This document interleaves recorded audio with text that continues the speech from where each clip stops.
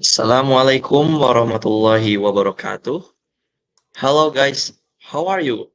So welcome back to our channel English SMK again with me, Fauzan Fauzan from from NDKV and NDKV my and my friend friend. Yapi from TNDKV. And so everyone, wherever you are, welcome back to our program, Weekend English Talk. Oh, By the way, Yapi, how how was was your your weekend? weekend? I was in Bogor for hiking. And how about you, Fauzan? Wow, you Oh, like you like hiking? hiking? Me, Me, I I think think I I was was in in South South Jakarta Jakarta for for visiting visiting my my grandma. granny.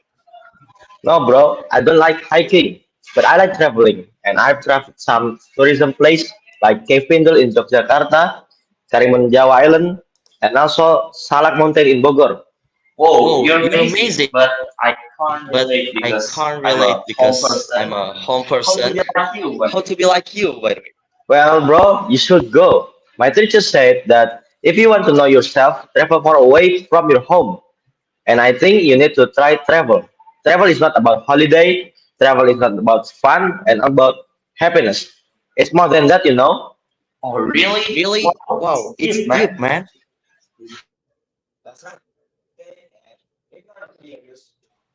Let's just talk to the expert traveler. We have our guest from Canada, and let's welcome Mr. Leon. Could you introduce yourself, Mr. Leon? Yeah, Yeah, maybe maybe our our viewers viewers or our or our subscriber subscriber are are curious. curious with you. So the golden moment is yours. All right. I hope the audio is working well. My name is Leon. I'm a 31-year-old engineer. I live in Toronto, Canada. And yeah, my hobbies are, of course, traveling. But I also like soccer and rock climbing. I got into that pretty recently. So yeah, I guess yeah, I can start talking about traveling. And I think it's something that I guess I've only started doing a lot of solo traveling within the past year.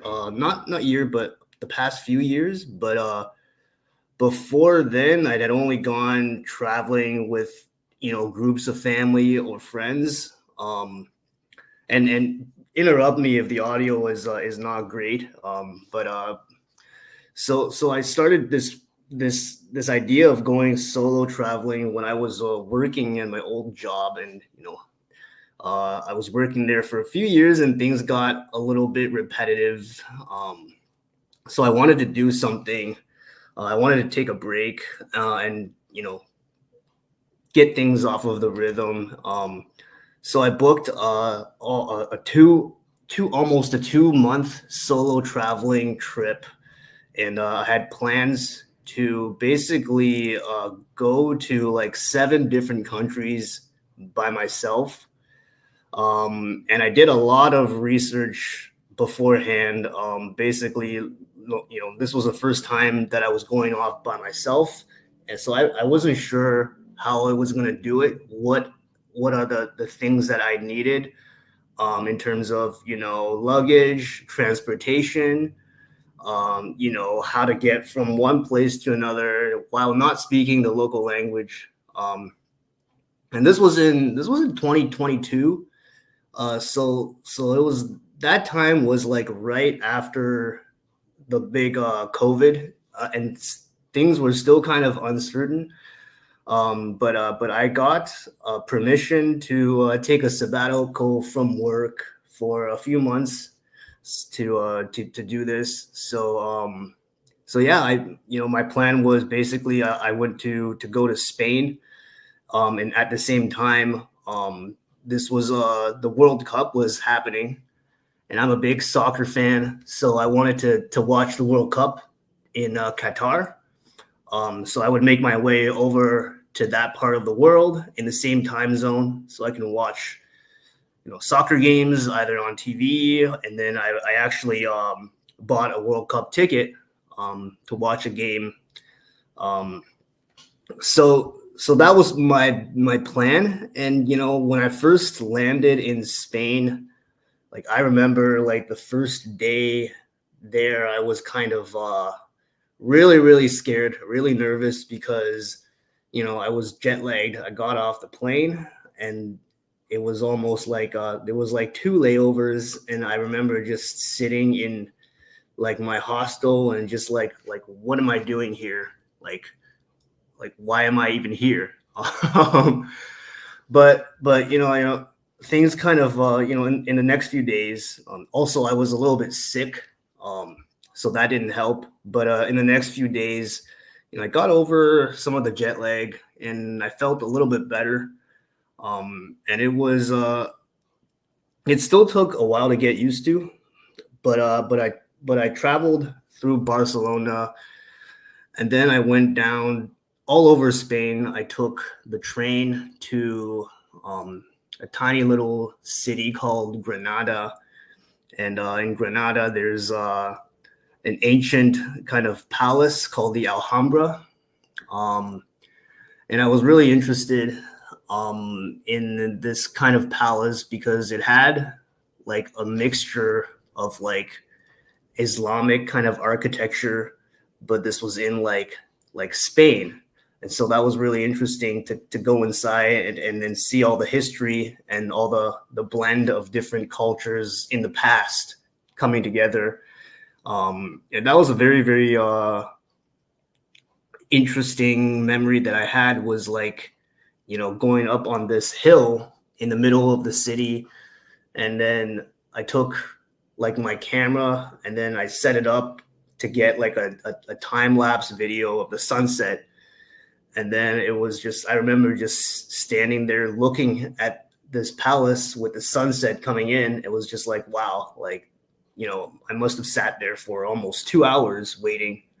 But it's just these like little moments that are kind of, I think, that you don't really, that are not really planned or not really expected, that I find in traveling that makes you that are one of the most memorable moments. So yeah, and then after Spain, I went over to, there's this little island in south of Spain. It's called Gibraltar. It's like a British overseas territory.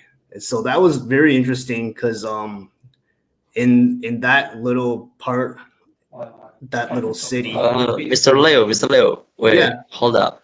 Before we talk more about travel, uh, what if it what's it? Before we talk more about travel, Yeah, I believe that our viewers and our subscribers are interested in traveling around the world like you. But could you give us your tips and tricks or insight for us? bro, not Yeah. only our viewers and our subscriber, I myself also wanna know about traveling. So, Mr. Leo, time is yours. Yeah, sure. So it really, I think a lot of people have this idea that you need a lot of money to travel.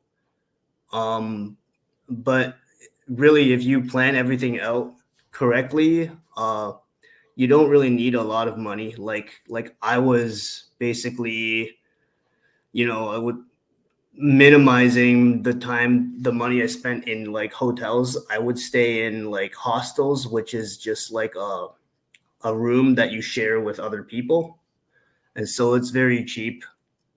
And then going place to place, you don't really need to spend a lot of money on transportation as well.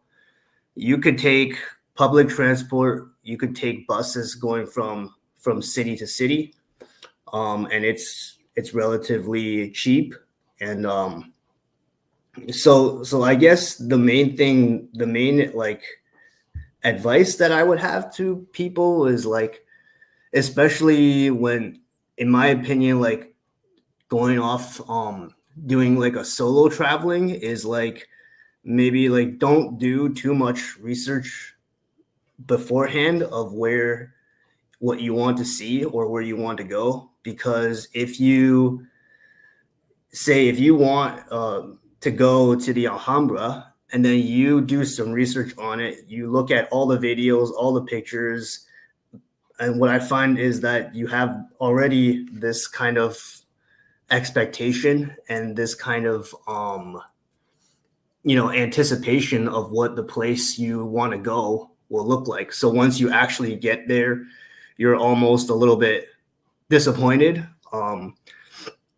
Either that or it's not as interesting as if you let's say, like, if you just do a minimal research into where you want to go, or you can just go to a general location, and then while you're there, look at some interesting sites, talk to the locals, get some recommendations that way. So that would be my advice, is like, don't do too much research into the sites that you want to see, because it kind of spoils it. So I guess another tip, I guess for me, when I started, was like, I was really worried about the language barrier. But I think, especially in a lot of places, if you speak English, it's easy to get around, easier than I would have imagined.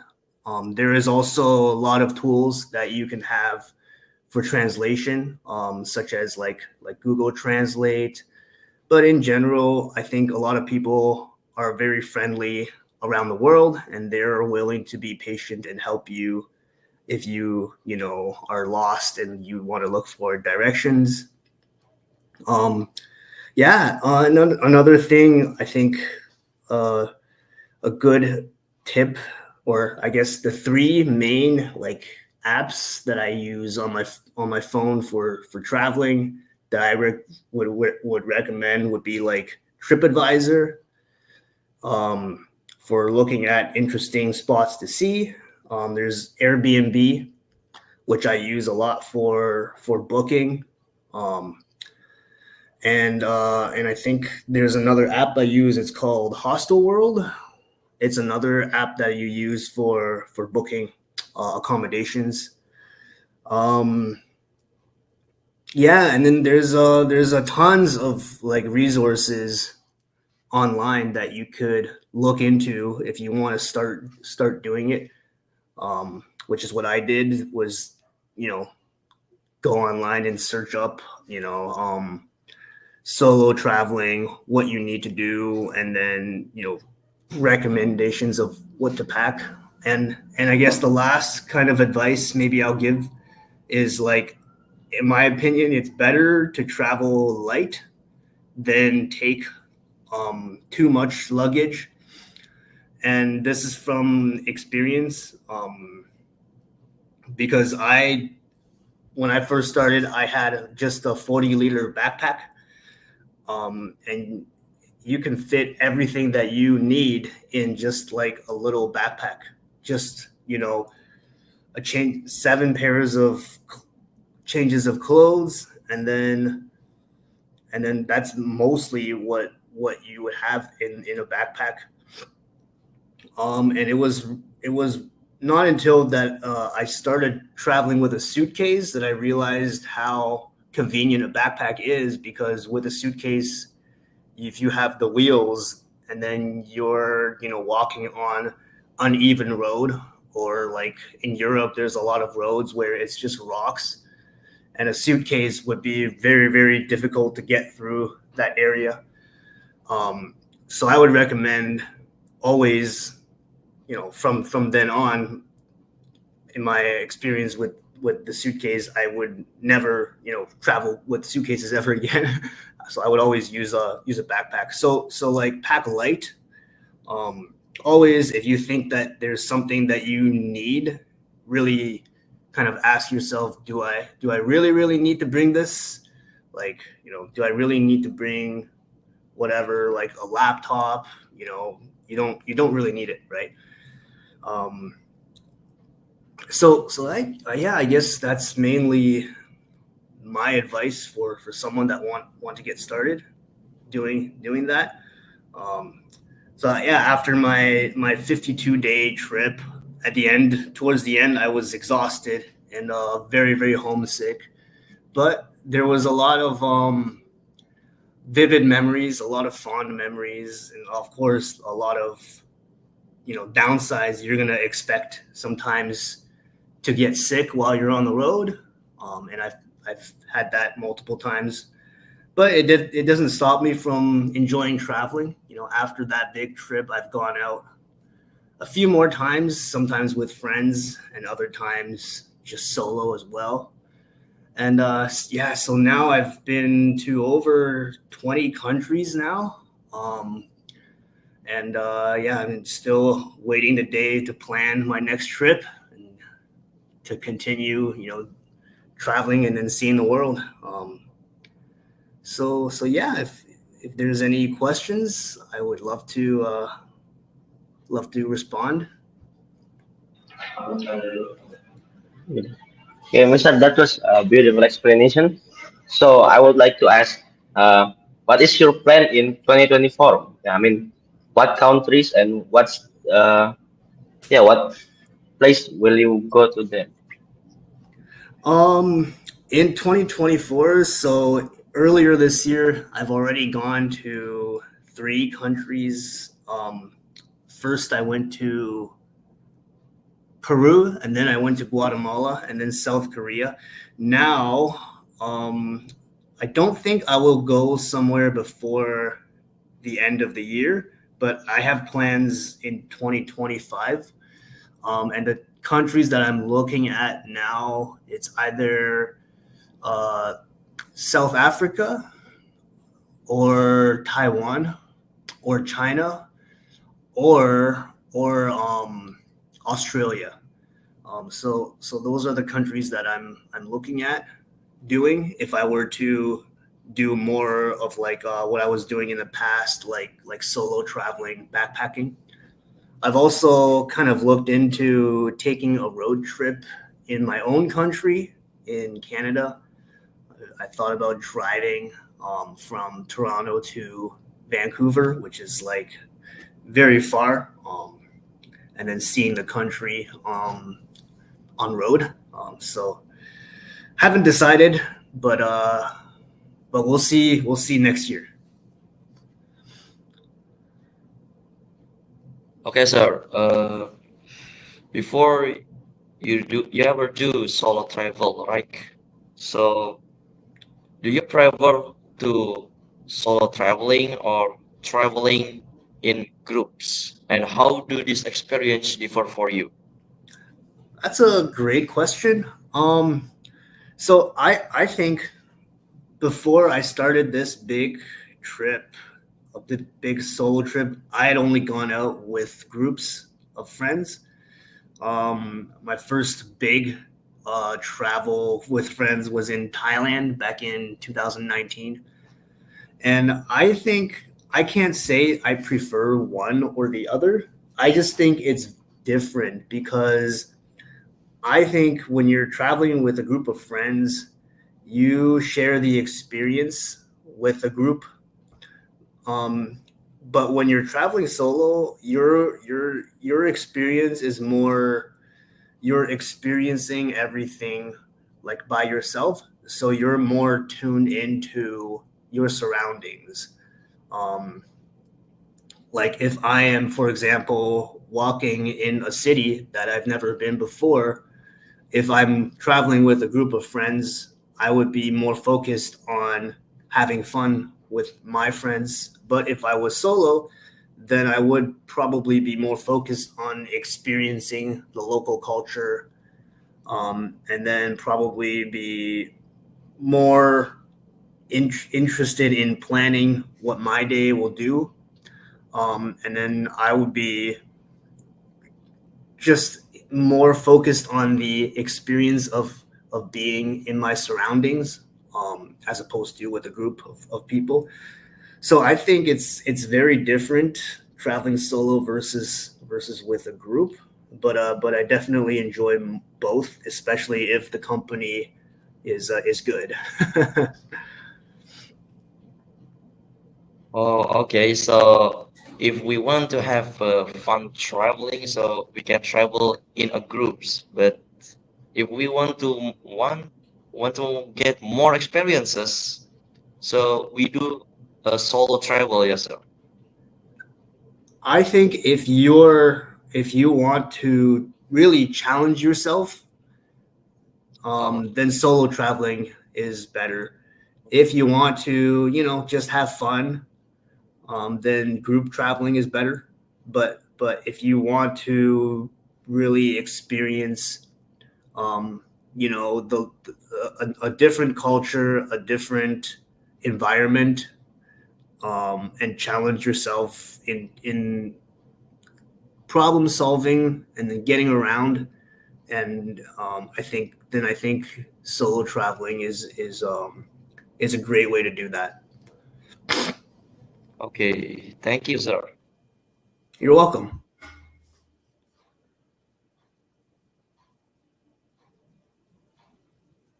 Oh, I think you're on mute.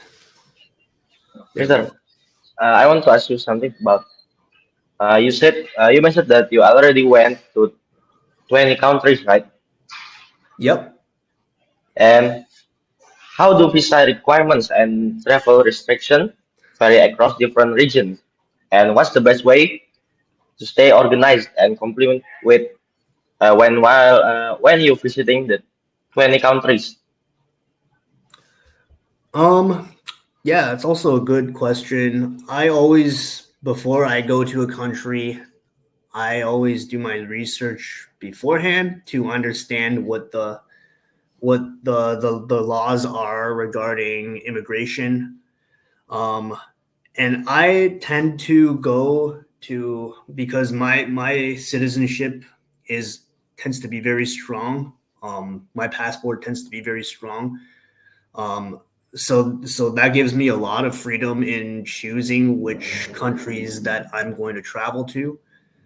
So I feel I'm very lucky in that regards.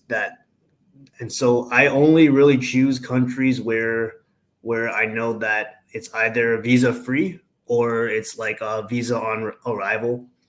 Um, and I think there's only been a few countries. I think Jordan or Egypt and Qatar, um, where I had to get a visa beforehand.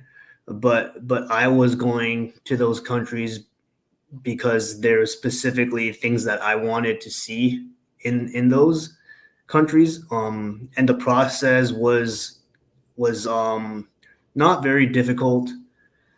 So it's just a matter of do your research beforehand and apply for the visa before you book the trip and make sure you get it. Um, so yeah, so it's yeah. Oh, that's about visa, right? Because I never went outside country, so thank you for your tips about visa, Mister. You're welcome. Okay, sir. What is the most challenging situation you have faced while traveling? Because I have experienced that I go to other city, yeah, like small travel, but I don't have any food or money to stay to survive in there. So, what uh, is your most challenging situation? hmm, it's a good question. Hmm, yeah, I think a lot of the times it really depends on where you are, what where the location is. But a lot of the times when I find myself in a foreign city that I don't speak the language, that tends to be one of the most challenging. And I find that I always tend to underestimate how challenging it is until I get there. Um, and and and just like ordering food from a restaurant, sometimes these things that you take for granted in your own country becomes a lot more difficult in a country where you don't speak the language. And so what I find myself doing in that situation a lot of the times is like I don't even like order what I want because it's too much of a hassle sometimes, and I'll just end up ordering something that just looks good, or you walk up and then there's a picture of it, so you point to what you want and then you tell them like that one instead of having to maybe get out your phone and then taking a picture of what you want and then translating it. It's these little things that sometimes can be a little bit difficult if you don't know the language.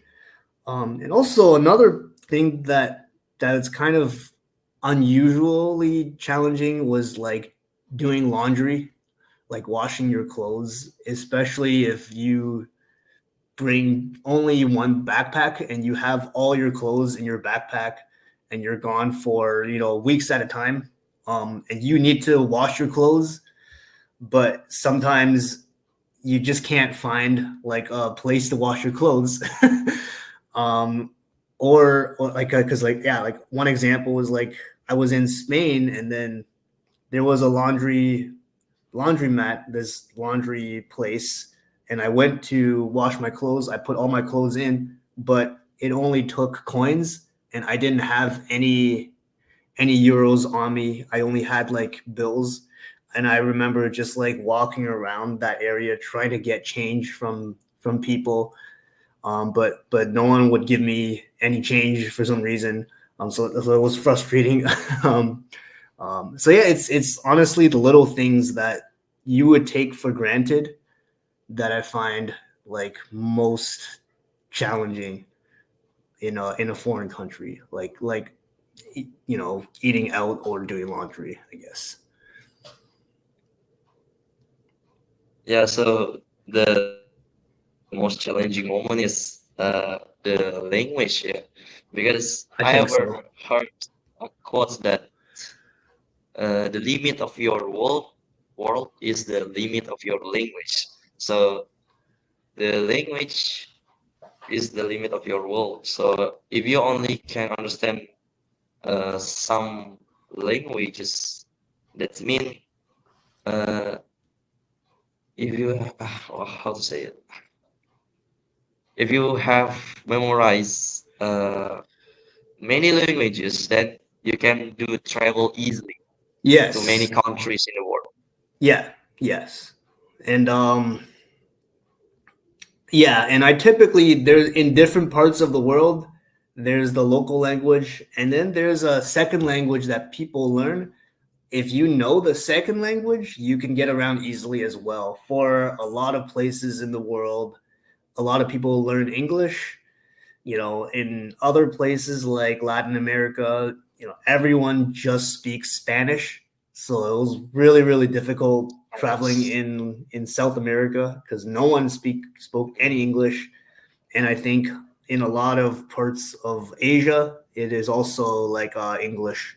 So it was easier as well. Uh, if I if you can tell us what kind of language that you have learned or mastered on it, Um, I except personally, the English language. So, so I, my mother tongue is Chinese. I was born in China, and I immigrated to Canada only when I was 7 years old. So I still speak Mandarin Chinese, but I seldom use Mandarin when I travel, just because I haven't traveled to anywhere where it's like they speak, they don't, they speak Chinese, but they don't speak English. I don't know if that makes sense. But I've tried to learn also Spanish. Before I went to Spain, I did some, I was learning a little bit, brushing up a little bit on my Spanish. And I actually, when I was in grade 10, I actually took a Spanish course, but that was a long time ago. So I've only, you know, forgot most of it by that time. Um, but yeah, I think I was able to use a little bit of Spanish when I was traveling in like Peru and Guatemala and other Spanish speaking countries, but not a lot. But I find that a lot of people do understand English, which is nice. Can you can you give us some Mandarin vocabs, like one or two? Yeah, I can teach you a little bit of Mandarin, let me think, like hello is like ni hao, and then what's your name is like 你的名字是什么? Or like yeah, or like my name is Leon. It would be 我的名字是 Leon. No. Yeah, it's like Oh. there's So there's a lot more, how but long? So how long you learn about Mandarin languages? Because eh, as I know that Mandarin language is the hardest language in the world. I've learned it since I was born. I went to when I was living in China.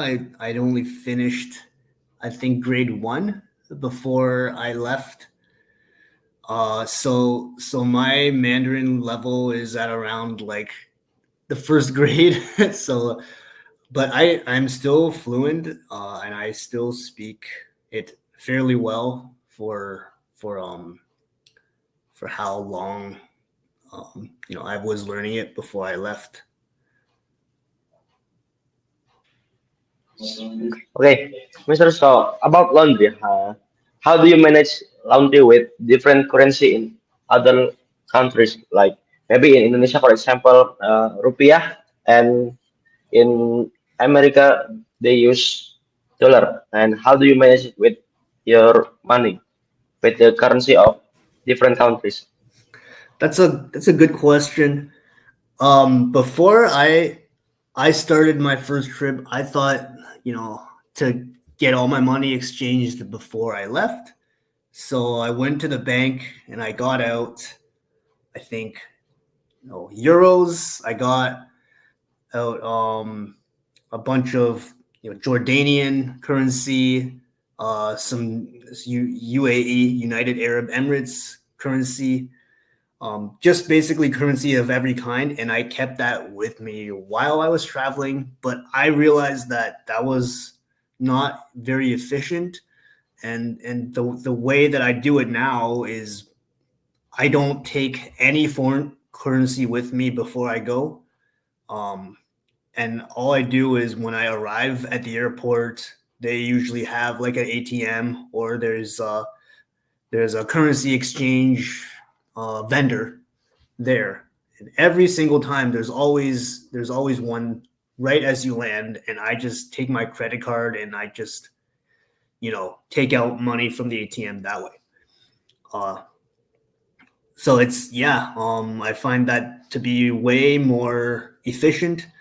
And even though maybe you are losing some money on the exchange rate, maybe the local banks there, they'll take a fee or whatever. But I find that it is still more convenient than having to deal with that beforehand and just carrying cash with you on the plane. So yeah, that's what I do now. And any and what I find is like any currency that I have left over, sometimes I will just keep it as a souvenir. So I have on my fridge, I think, uh, bills of all the countries that I've been to, just as a souvenir, just on my refrigerator, just as a souvenir. So yeah, that's my strategy. Okay, and how many currency that you collect for souvenirs? Oh, right now, Let me see. Let me get it.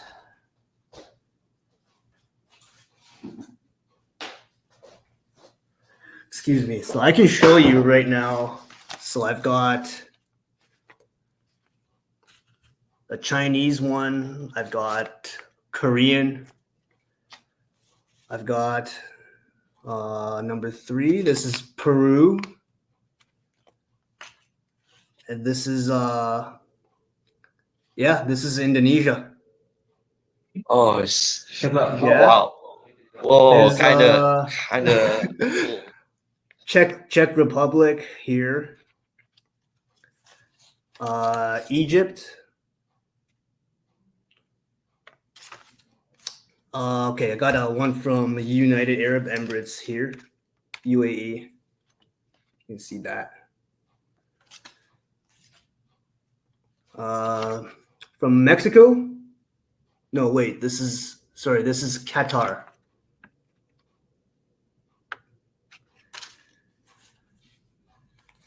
One from Jordan.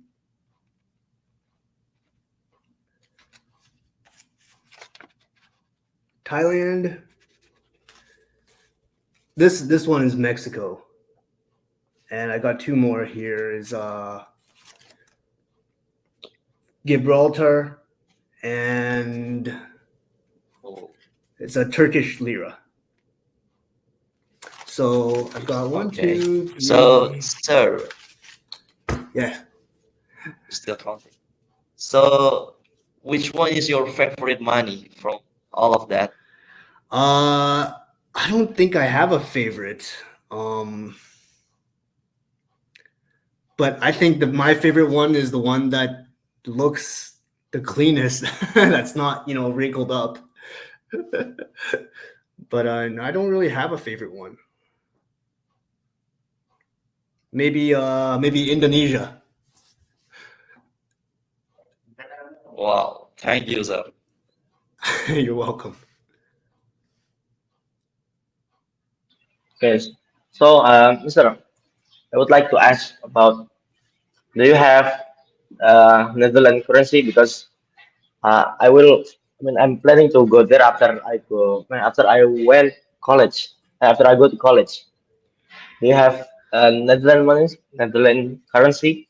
I've never been to the Netherlands, but I would always love to go sometime.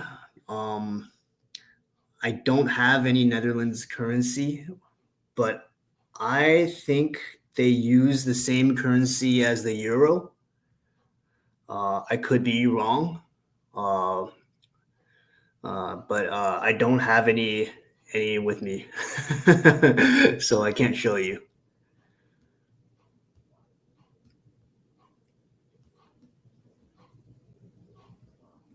Okay, sir. What is the most memorable or unique place that you ever visit? Uh, Let me think.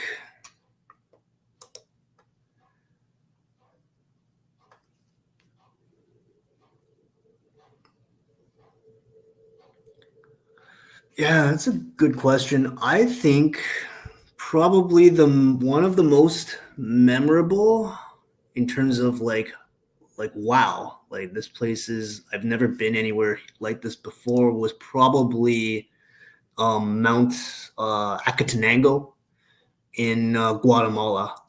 So I went there back in I think February of this year. Um, and it was a trip with friends, and it was basically a volcano that you hike up to. But as you're hiking, you can see another volcano as it's erupting.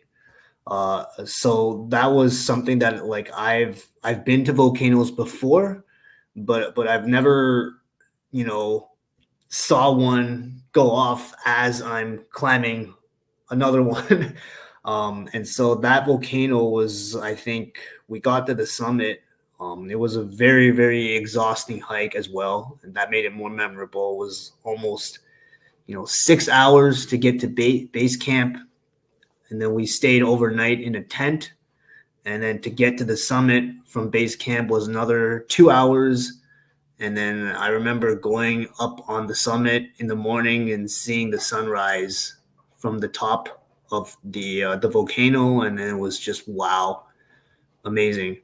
And but to get to the top, I was almost like so tired by the end of it, and I almost didn't make it just because the altitude was so high, and it was 3,000 meters. Um, but I think that to get there and then seeing the view and then saying that you completed the hike was worth it, and seeing the volcano erupt was very, very memorable. One of the probably the hardest hike that I've ever done in my life. Wow, that's cool. So, is the volcano is like a Bromo mountain in Indonesia? Because I ever heard that you ever visit Bromo Mountain. Yes, I've gone to Bromo Mountain as well. It was different than Bromo Mountain because in Bromo, I think we went right up to the crater, and you could look down and see it. And like Bromo, I thought was crazy as well. And that was the first time that I actually saw like a volcano in up close. But this was different because this volcano wasn't erupting all the time like Bromo.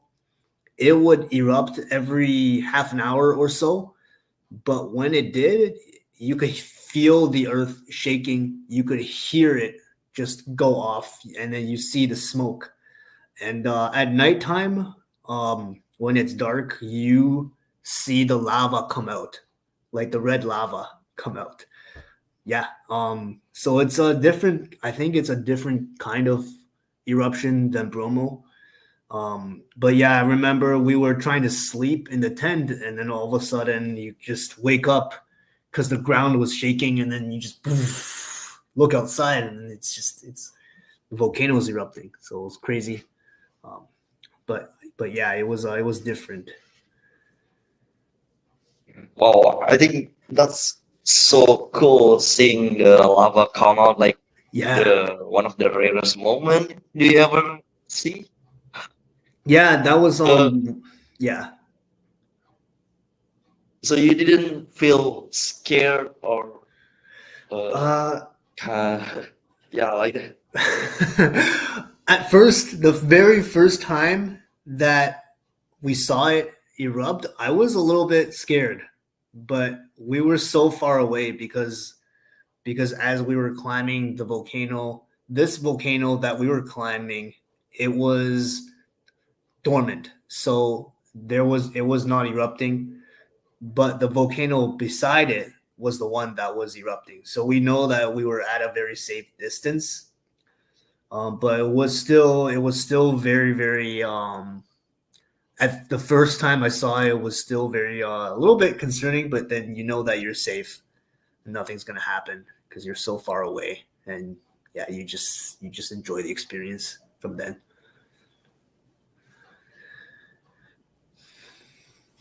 Okay. That's cool, Mister. And by the way, you like hiking too, right?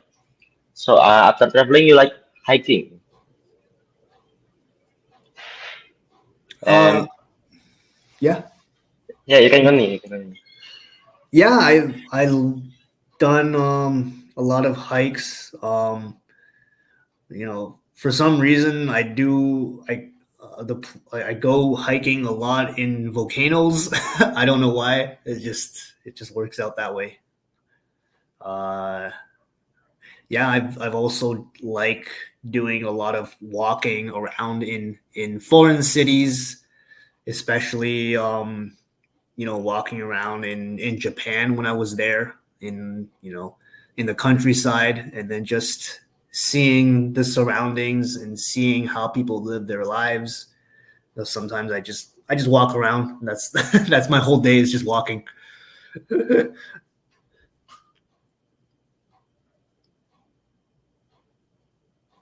Oh, I also like hiking. You know. So, by the way, can you give me like some mountain for to hike? Because I also like hiking, and but I'm a beginner hiker. Um, yeah, some mountains to hike. I think there's a lot of hiking in Peru, um, in the Andes Mountains, where when I was there, I visited Peru to see Machu Picchu. That But which is the easy one and the good one. there's a lot of different ones, um, and I can't really say like there's a very hard trek in that area. It's called the Salcantay trek that I almost did, and it's a 10-day hike. But when I was there, um I didn't go through with that hike because I was sick with altitude sickness. But in general, I think you can just, especially in that area in Peru, there's so many mountains and so many trails that you can just pick a direction and then just start walking, which is what I find myself doing a lot of the times. I just, you know, pick a direction. Oh, over there it looks good. Make sure I have a backpack, enough water, enough snacks, and then I just start walking. So yeah, it's just I would say if you want to start hiking more, you can basically just start from where you are now. Just go out and start, you know, walking somewhere in a park or whatever, and then from there you can graduate into more established routes. Uh, Thank you, Mr. And I've been go to Salak Mountain in Bogor, in Indonesia, especially. So it's not that easy because yeah, I'm still a beginner, and I got lack of water, and yeah, I feel thirsty there, and yeah, I nearly to die because no water in there, because I have no water in there, and my friends also. So, so thank you Mm. for your recommendation. Thank you for the Yeah, recommendation. yeah. In And Indonesia as well, there's so many beautiful places, beautiful mountains, and a lot of good nature to see. So you're in the right location. yeah, Oh, that's cool. Okay, sir. By the way, after all travels you do, what is the lessons that you have learned from your travels? Hmm. I think one of the something that I kind of already knew before I left, before I started doing a lot of traveling, but traveling kind of made me realize it more, was that everywhere you go in the world, you know, people are people. Everyone is largely the same. We all have kind of similar goals. Everyone wants to be healthy, everyone wants to be happy, everyone wants has the same thing, friends, family, um, and everywhere you go, there's always friendly people, people who are willing to help you, and I, it's just, and you meet so many people when you travel, um, and it's just really kind of, you kind of have this sense of like, uh, you don't have, like, you have this almost freedom, in the sense that you don't really have to be where you are currently, because you have this kind of ability to go and see the world, and you have all this, experience and tools that you've acquired just through traveling and then seeing, different parts of the world. And you're not just limited to where you are right now. And that kind of um, is very, very eye-opening for me, I guess. But yeah, so I think the main thing is just the realization that everyone, no matter where you are, we all just kind of have similar goals. Humans are human. People are people. Everyone just wants, you know, to be happy and healthy.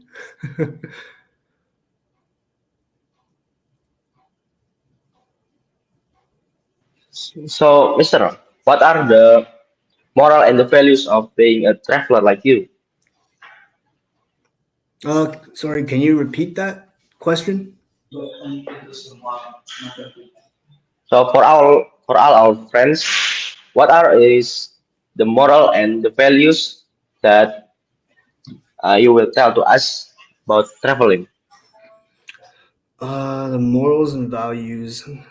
I guess I always, everywhere I go, because I come from a relatively safe and rich country, but I still treat everyone kind of the same. I don't look down on anyone um, just because I have more money than them or whatever. If I'm traveling in a bad area, I'll always sometimes stop and try to talk to the locals as if I'm talking to my neighbors here. So I always try to treat everyone the same, no matter what their background is or what their economic situation is. And I always try to treat people with respect wherever I go. It doesn't matter. I could be in the slums, wherever in Brazil, or I could be in London, England. It doesn't matter. And I've made a lot of friends that way, and I'm really thankful for that. I've sometimes when I see kids playing soccer on the street, I will ask to join in, and then just play with them for a little bit. uh, but yeah, just always treat people with respect. Always be conscious of the environment. Don't litter. Um, yeah, uh, yeah. I think I think those are good values and good morals. So, yeah. So the point is to respect and not differentiate the between people, right? Yeah. Exactly. So how is it, thousand? Uh, what about now? Are you satisfied for our discussion today with Mr. Leo? And are you going to travel around the world like him? Wow, man, it was damn deep. I think I discovered my new project this week. I think I would like to travel. Maybe I will start with the nearest place around me. I want to feel Mr. Leo experience. So how about you, Yafi? Do you have plans to travels? Yeah, of course, man. And I think I would like to go to Netherlands because Netherlands is one of my favorite countries, and I want to travel to there. And maybe like 3 years after I graduate from this school, IDN boarding school, I will go to Netherlands.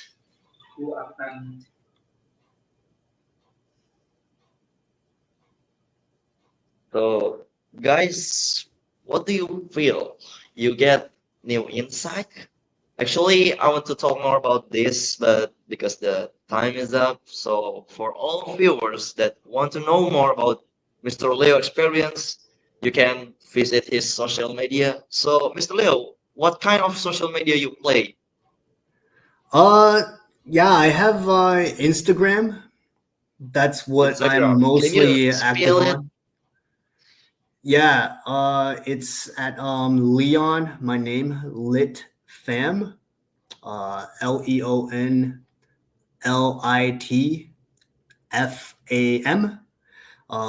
That's what I'm mostly active on, and I post where I posted most of my travel pictures on that on my Instagram. So yeah, feel free to You add me. hear it, guys?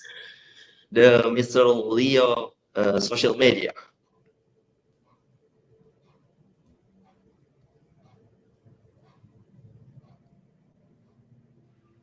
Okay, and that's all for our amazing weekend English talk section.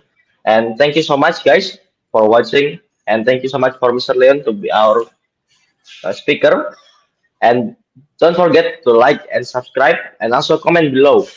And bye bye. See you on the next video. It was my Bye. pleasure. Bye bye, guys. Bye bye.